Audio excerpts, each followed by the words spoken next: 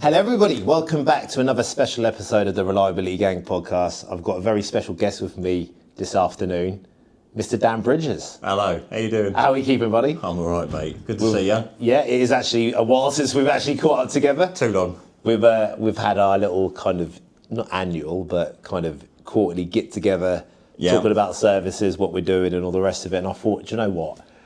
Me and Dan, whenever we get together, we probably talk about everything other than what we should be doing, and we kind of check the time and think, oh crap, I've got to be able to go, I need to be able to do whatever. But we always have some really great conversations about reliability. It's been a pleasure working with you over the last 2 years now, I think it is. Yeah, it is now. Yeah, 2 years. I've learned a lot from Dan. He's very passionate. Like I have. And do you know what? I think for me, it was really refreshing to come somewhere where it's a bit like, right, okay, we're going to do some CM, but have you got the framework and the basis? And like, yeah, I've done my criticalities. I know exactly what you want to do. Yeah. Well, here's your list. Yeah. Here's what I want to do. This is what, and I was like, wow. You know what I mean? Because how many places we go and it's just, you've got this big blanket approach and stuff like that. Just cover it all. Yeah, cover it all and then just, don't go really deep. But it was very easy to do when I first started it because I had so much time to do it. Yeah. So it was like, right, come in.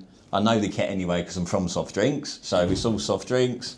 It's the same age of equipment I've always been used to. So the criticality was dead simple. And then what then built out of that was, well, I need to do this, this and this, and I need somebody to come and do it. So I hadn't had the opportunity to get you or Will anywhere I'd been before, so it was perfect. And it aligned beautifully, didn't it, when we come in and done it. What got you kind of first involved with reliability? Tell us a bit about yourself and your journey, Dan, of where you've come from. Because first bit of reliability. Because I don't think you kind of chose to do it. You kind of fell into it. Is that right? Or was it kind of like, was it a career choice, or was it something that you just kind of ended up falling into? It was. So I've been in soft drinks now for nearly 20 years. The first big soft drinks factory that I worked in was in Kent, Silver Spring Soft Drinks, and that had a massive engineering function. It was called internally an engineering company that just happens to make soft drinks. There was that many engineers, welders, fabricators and everything like that. And that was all very regimented, monthly, 3 monthly, 6 monthly, yearly inspections. You've got all of these engineers going around at the weekend with grease guns and stuff, taking things apart and putting it back together again and getting absolutely no value out of it. Like none. It would still fail the exact same way the following week as it did do, the week before.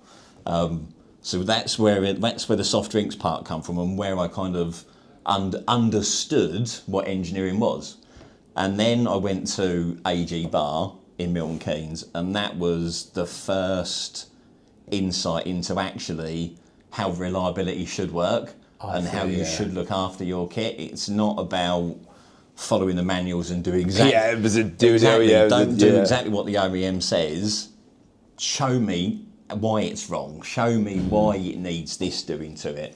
So that, and when we was there, it was like the entire solar system would align, because it was myself, my two good friends, Lee Pringle and James Rowlands, and we worked together. We'd known each other from Silver Spring, but now we was in this environment where Lee drove us, and he drove us in the direction of reliability, and we knew where we had to sit in our little hierarchy. A little trio. Nice. Well, we was called the Trinity. There you go. We was called the Trinity. And that was the eye-opener as we worked through the AMIS assessment, and we went from bad to world-class in 3 years. Wow, that's incredible. So you actually see this, you see the change. Yeah. You see it from the start of actually doing it and then actually seeing the results of that.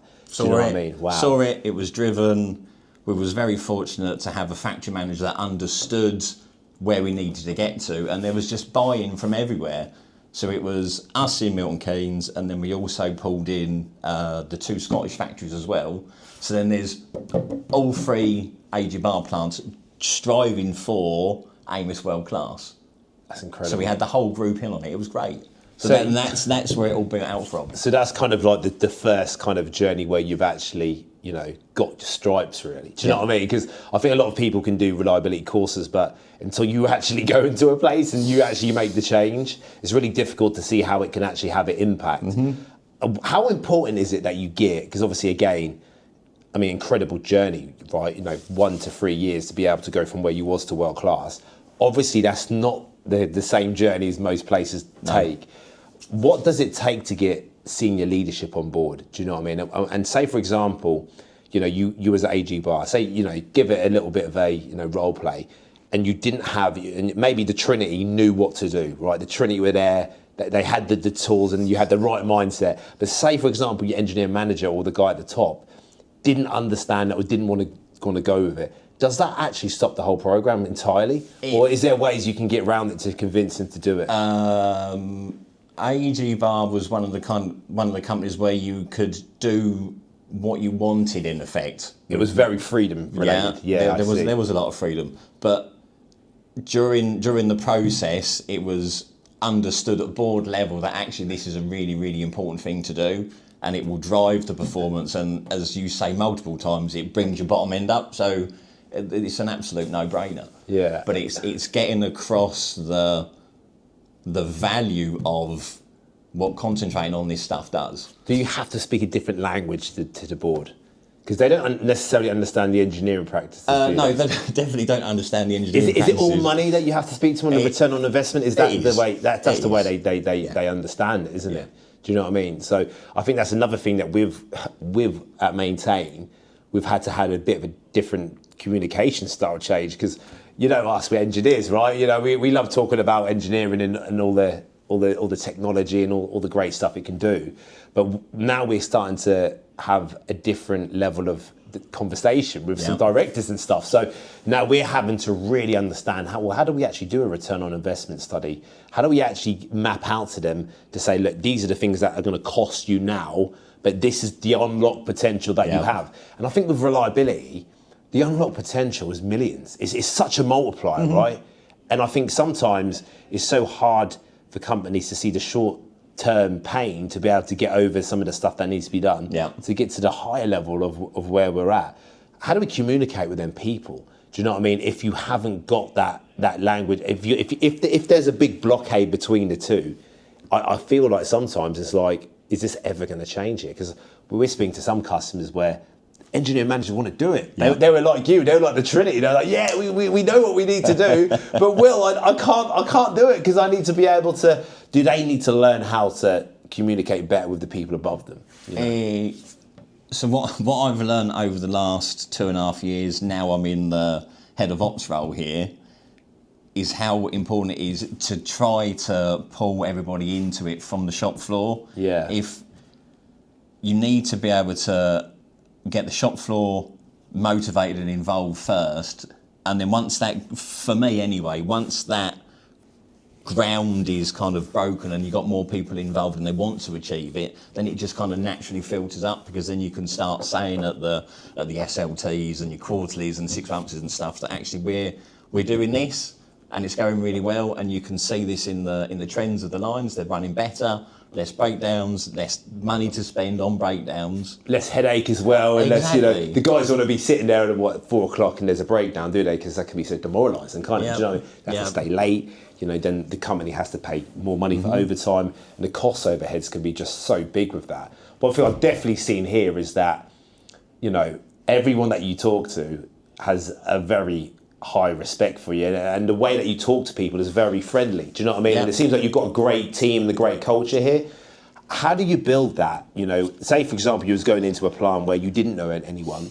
How do you start to build a really good culture where people are aligned with it when they don't necessarily get what you're doing? Is it an over time thing? Do you have to kind of, make friends with people, or just try to get to see the value? Because again, when I come here, there's a really good energy, do you know what I mean? And it's not like that everywhere, Dan. I'm not, can't lie. You go some places and you feel it, you're like, all right, don't even know if I can talk in here or not. What do I do? Where do I go? It's just about building human relationships and making sure that you're not portraying yourself as something that you're not. Okay, so it's that honesty of, I think people see through that, right? All day long. So my employer before here, I called myself Daniel, not Dan. I've never been Daniel.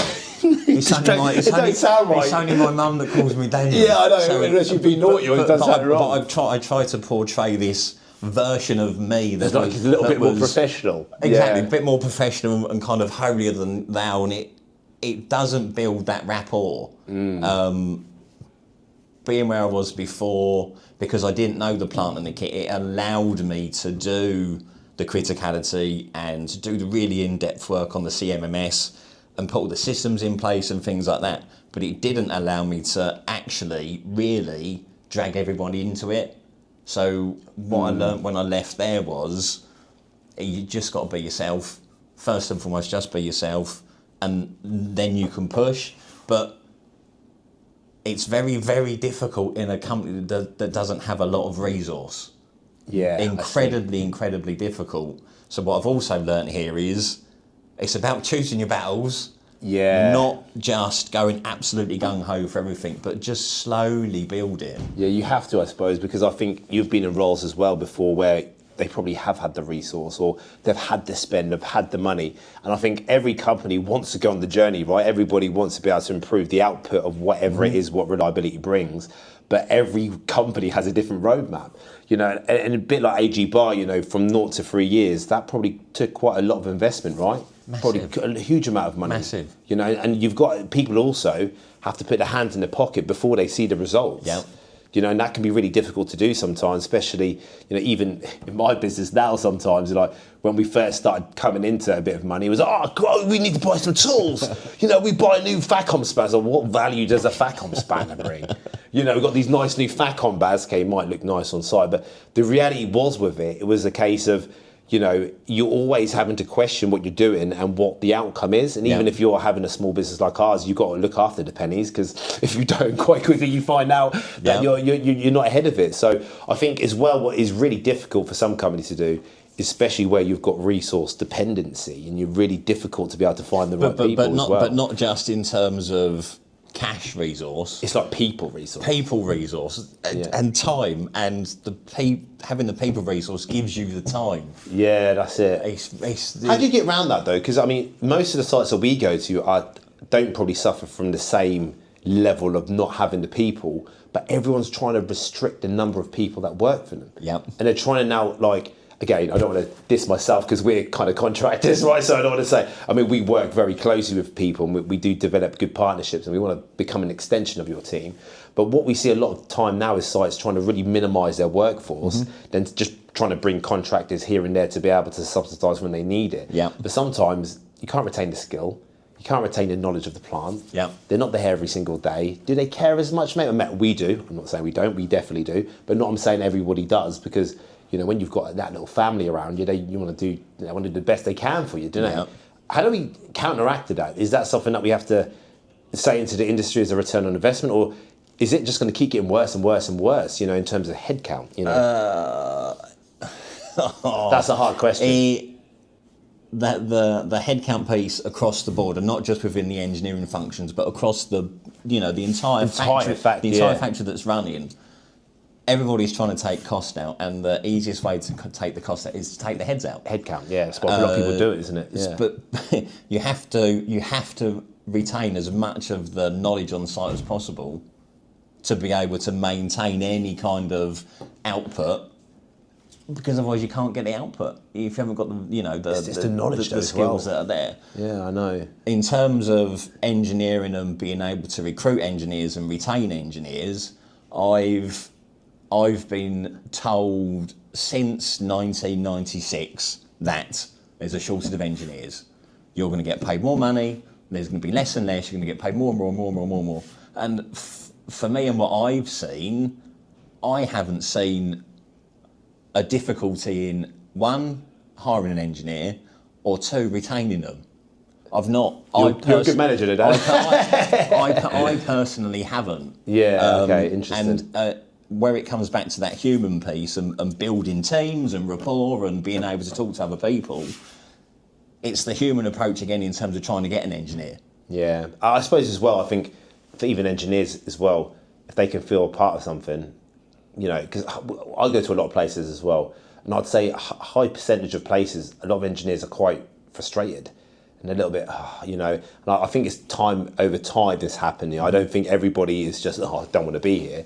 I think it happens over time when they gradually, you know, maybe they are a little bit, I've found the problem, you know, can we do something about it? And it kind of gets ignored. You know, I've done this, and maybe they have tried to extend themselves a little bit, and then they don't really feel like their recommendations have any value. I think over a certain period of time, they just get to this place where they're a little bit, you know, frustrated, and then they're like, well, I'm not going to bother anyway, and then you end up just, you know, kind of doing the menial stuff every single day without really pushing the boundary. Yeah. But I suppose, again, I think, like you said, if you have got that human approach and you are listening and you are genuinely caring about your team and people, I don't think that is possible to be like that eventually. Do you know what I mean? No. You know, because you generally care about what people have got to say, and you know, and all the rest of it. So I think for me, I think that's a really valid point. But I mean, I'll be honest, like the percentage is higher in terms of frustrated engineers than it is guys that are really proactive. Do you know what I mean? Do you think that is down to that human element and being that manager who does care? Or do you think that's down to maybe just big organisations don't have the ability to be able to have that human connection with people? There's a lot of that. There's definitely a lot of that human piece, but there's also, from what I've experienced over the years, is the level of effort and the level of care and the will to go and do stuff has kind of ebbed away slowly Yeah, over it's time. a gradual thing. You can see their soul just being drained. You have to try to cajole them into, well, actually, look, we've got this problem and we've had this amount of time to do it, so let's go and make a plan and so we can actually go and attack it. Yeah. Because my approach here, and basically everywhere, has been on the shop floor like 50% of the time minimum. So I'm out there that much, I can see the problems, and it will, come on, let's go and have a look at this. Or, well, why haven't you seen that? You're doing the route every day, you should be seeing that. I think that's as well, though. I think that's important, though, isn't it? And I think this is why I see you run around like, choo, everywhere. But, you know, you see the value in doing that, because, you know, a lot of managers as well, they probably won't go out on the shop floor a huge amount of time, you know what I mean? But I think every time I've been here, you've been out on the shop floor, do you know what I mean? Because you are out there showing people or whatever, or, you know, helping people. And I think that's so intrinsically important as a leader, to be the person that is actually doing the work and out there doing it. Because I think people will follow by that example, opposed to just telling what someone to do from an office point of view. And it's difficult, though, because it can burn you out at the same time, because there's that element of wanting to help people, but there's always a negative for that in terms of, you know, just your mental space, Training. Really. It is draining. As you found out this week. I know, yeah, exactly. And we had a bit of an incident. We had you know, Harry unfortunately broke his hand, bless him, and we had a very important job, and it was a bit like, I have to come do that job now, do you know what I mean? It was in Yeovil, it was quite a way away, and, you know, there was quite a few, you know, jobs getting done and completed today, which is amazing, but I had to be there because it's such an important job. But I had a 6-hour drive back yesterday. Yeah. I don't have to drive back because today we had a meeting today with you, and it was so important that we did this. You know, I wasn't going to cancel it again from being busy.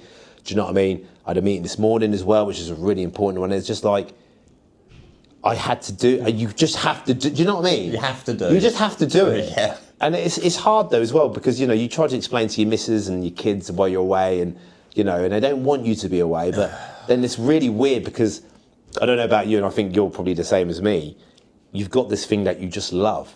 And you're just drawn to it. Yes. And it's almost insanity, because you know that, you know, when you overly do it, you get burnt out. You make the people you love maybe a little bit unhappy, but it's just something about it. Yes. I don't really know what that is. If I'm honest, it's obviously passion. Passion. But obviously there's something there that's pulling us towards it. And I generally think there's so many people in reliability that have that, you know, have that thing. They can't really put the finger on why. Do you know what I mean? It's just the one thing they love to be able to do is to help the company get through the hard times and get them through it. Do you know what I mean?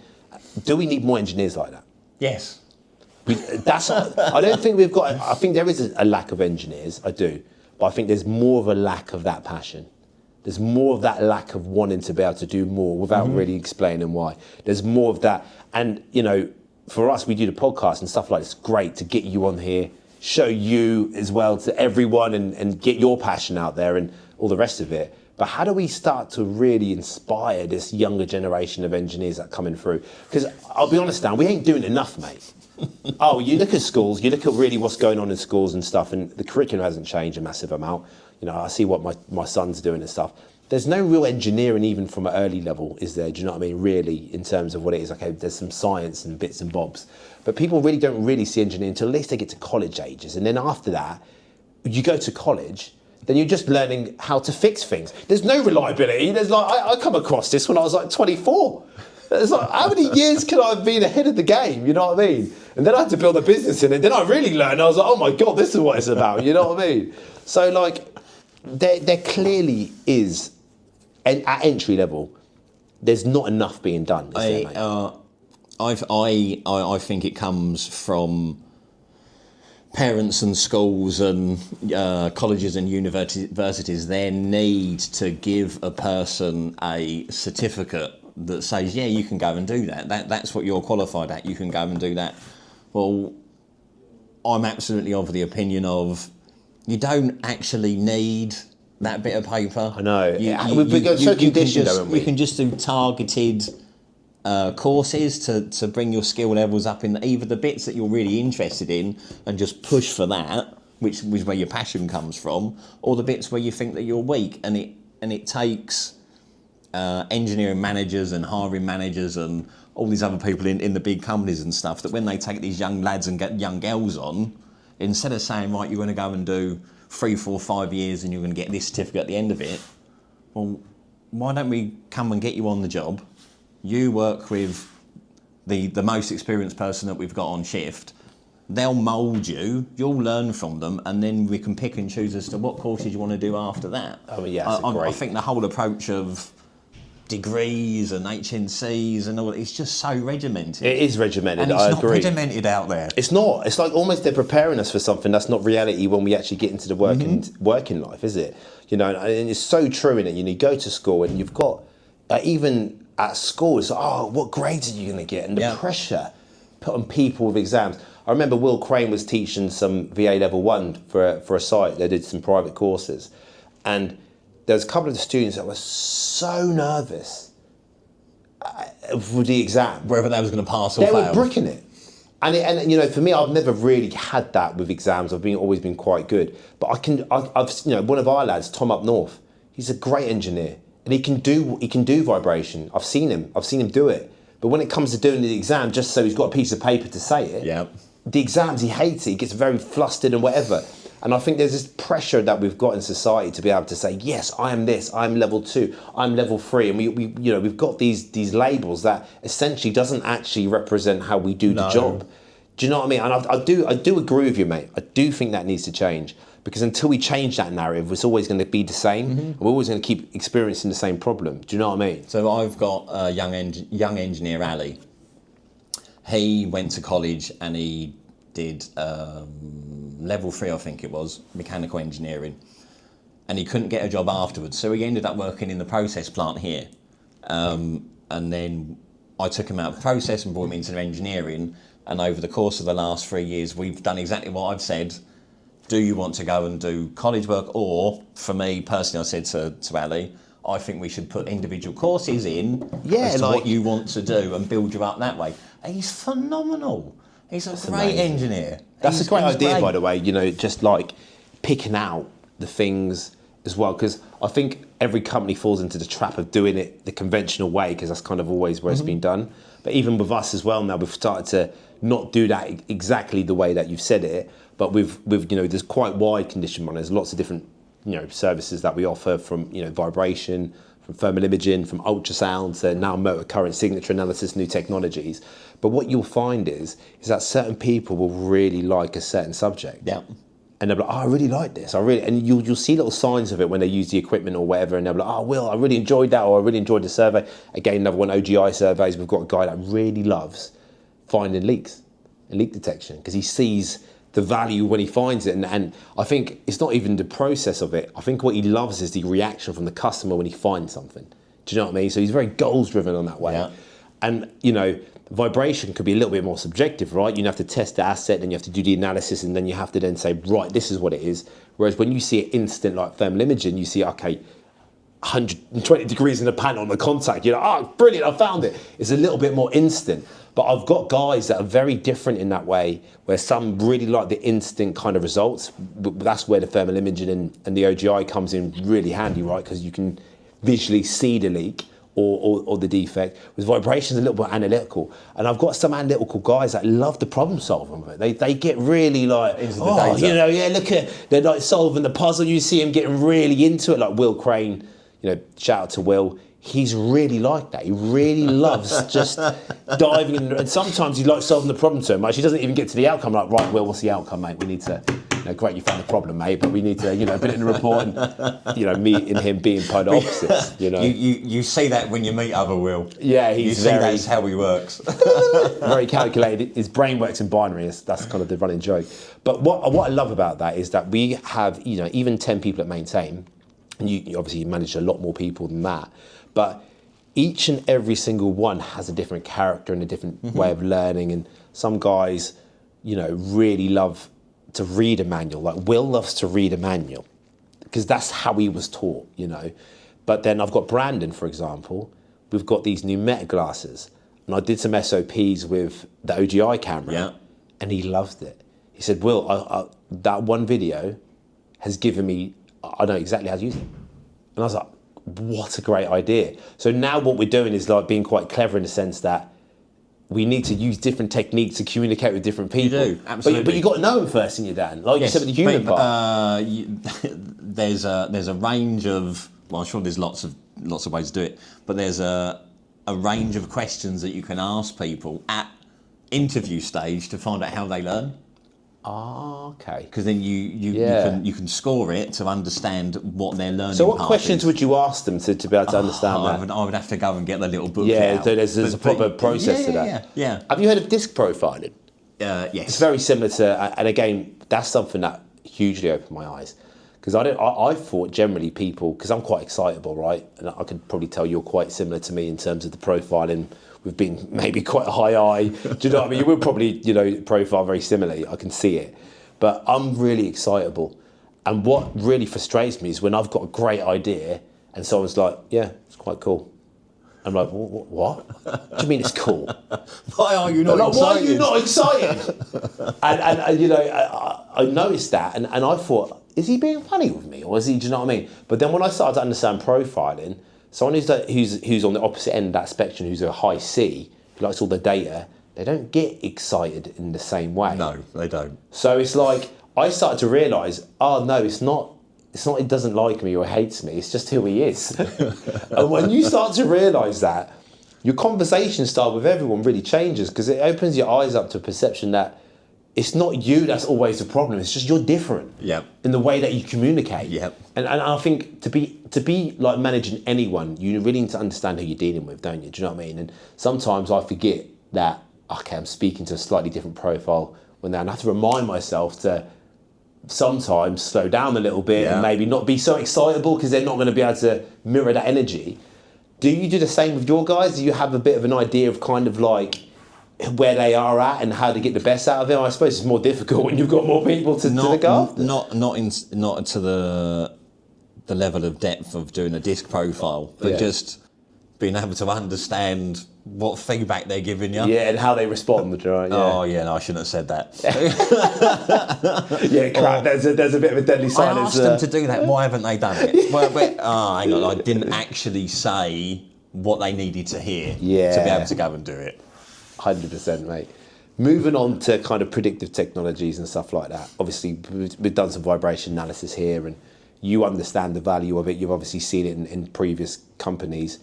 How does that add value to you as well? And also, where do you see the future going with predictive technologies? And also, how is it valuable if you haven't done the reliability stuff? Because here, you've done a lot of the pre-work that enabled it to be valuable. Yeah, you have to. You've said it loads of times. There's lots of people out there that have said exactly the same thing.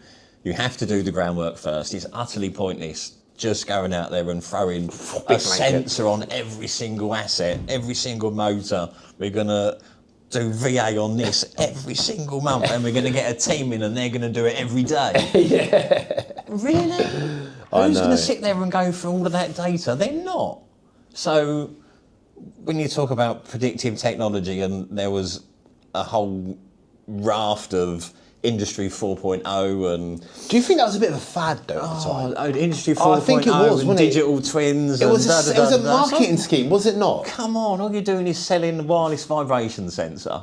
With no value. I know. It's just terrible. I just feel like that 4.0 wave that we had was such a marketing ploy, wasn't it? Absolutely. You've got a wireless sensor. Yeah. But then it's like, it's this wireless thing that I think humans have this weird connection with, it's got no wire. It's wireless, must be good. It's good. It's got no. I've got wireless headphones. I've got wireless earbuds. I mean, I can see the value in them, but it's. But the predictive part of it, I think, will only ever be very widespread when all of the data is pulled much more than it is now. And it's cheaper. It's going to be a large language model, isn't it, that sits underneath all of this data anyway, that can then learn, from provided that all the everything. information is fed into it. That's asset, and it's doing that task, and that one's doing that task, and so then it learns. Then, I think it's probably going to be an incredibly long way away from actually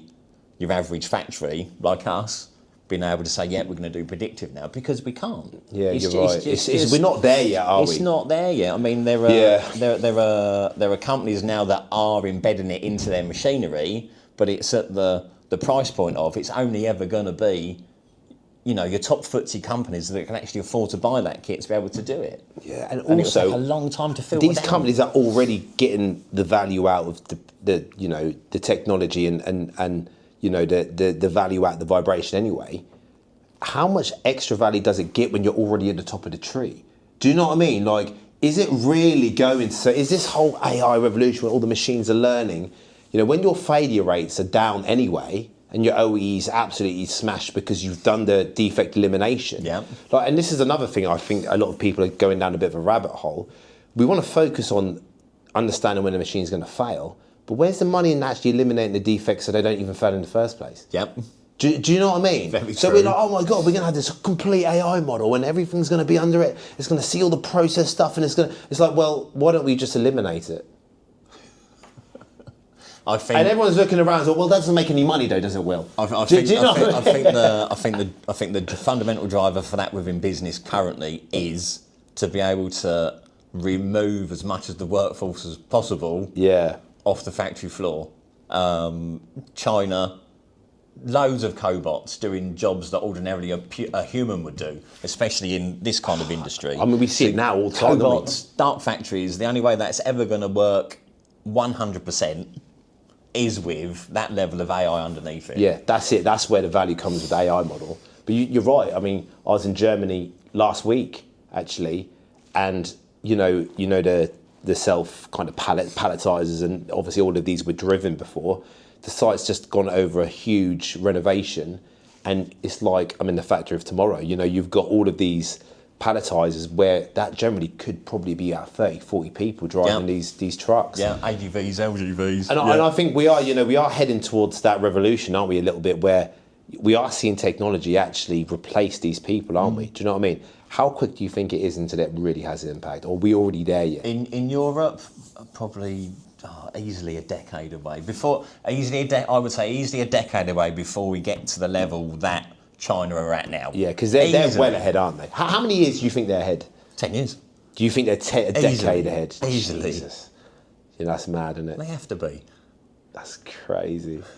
I mean, look how cheap they're manufacturing cars for now. Yeah. And they're good as well. They're not, that used to be really. Really crap. Machines. They used to be really crap, didn't they? But now you're walking in them and you're like, oh my God. You know what car I've got? Yeah. BYD. Hate it. I got a Tesla. Do you not like it then? I hate it. Oh no. I think it looks quite nice, or is it like not as? No, it's not for me. It's not your dream, Dan. It's not my cup of tea. No. Oh, Dan, I've got to say, what a great conversation it's been, mate. Appreciate you jumping on. I do think there's a part 2 involved in this, if I'm honest. Do you know what I mean? So I will be here over the next few months as well. So I'm sure that we can get Dan on to talk of more pressing subjects. Right. But honestly, mate, I really appreciate you coming on. Any last words for guys on the podcast? No, just thank you. Yeah, just thank you. Cheers, buddy. I appreciate it. Take care, guys. We'll catch you on the next.